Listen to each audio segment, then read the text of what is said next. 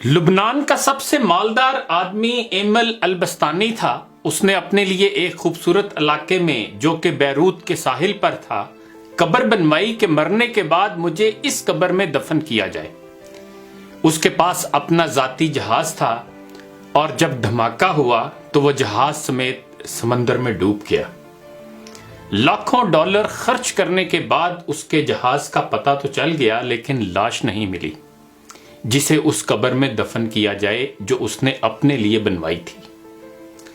برطانیہ کا ایک بہت زیادہ مالدار آدمی ایک یہودی روت تشلر تھا۔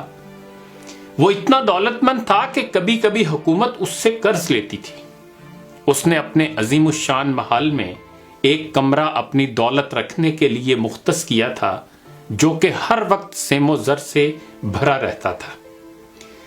ایک دفعہ وہ اس کمرے میں داخل ہوا اور غلطی سے دروازہ بند ہو گیا۔ دروازہ صرف باہر سے کھل سکتا تھا، اندر سے نہیں۔ اس نے زور زور سے چیخو پکار شروع کی لیکن محل بڑا ہونے کی وجہ سے کوئی اس کی آواز نہ سن سکا۔ اس کی عادت تھی کہ وہ کبھی کبھی بغیر کسی کو بتائے کئی ہفتے گھر سے غائب رہتا تھا۔ جب وہ کسی کو نظر نہ آیا تو گھر والوں نے سوچا کہ حسب عادت کہیں چلا گیا ہوگا۔ وہ برابر چیختا رہا یہاں تک کہ اسے سخت بھوک اور پیاس لگی۔ اس نے اپنی انگلی کو زخمی کیا اور کمرے کی دیوار پر لکھا، دنیا کا سب سے مالدار آدمی بھوک اور پیاس سے مر رہا ہے۔ اس کی لاش کئی ہفتے بعد دریافت ہوئی۔ یہ پیغام ہے ان لوگوں کے لیے جو سمجھتے ہیں کہ مال و دولت ہی ہر مشکل کا حل ہے اور دنیا کی ہر ضرورت اس سے پوری کی جا سکتی ہے۔ دنیا سے جانا ایک بڑا حادثہ ہے لیکن ہم نہیں جانتے کہ کب، کیسے اور کہاں جانا ہے۔ انسان سفر پر جاتا ہے اور پھر واپس آتا ہے، گھر سے باہر جاتا ہے اور پھر لوٹ آتا ہے، لیکن جب دم نکل جائے تو پھر کوئی لوٹ نہیں سکتا۔ مبارکباد کے قابل ہیں وہ لوگ جو کسی پر ظلم نہیں کرتے، نہ کسی سے نفرت کرتے ہیں، نہ کسی کا دل توڑتے ہیں اور نہ اپنے آپ کو کسی سے برتر سمجھتے ہیں، اس لیے کہ سب کو جانا ہے۔ ایک آدمی ٹیکسی میں بیٹھا تو دیکھا کہ ڈرائیور قرآن سن رہا ہے۔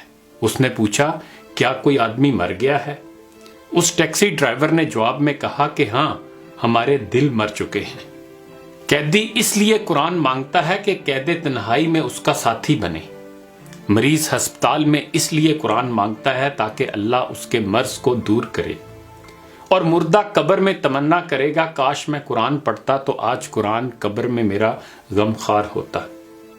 آج نہ ہم قیدی ہیں، نہ مریض ہیں اور نہ مرے ہوئے ہیں کہ قبر میں قرآن کی تمنا کریں۔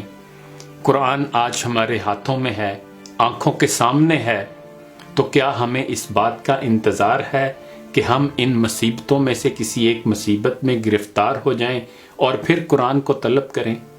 ابھی وقت ہے۔ آئیے دعا کریں کہ اے اللہ قرآن کو ہمارے دلوں کی بہار، ہمارے سینوں کا نور، ہمارے ایوب کا پردہ پوش، ہمارے نفوس کا مددگار، ہماری قبر کا ساتھی اور روز محشر میں ہمارا سفارشی بنا دیجئے۔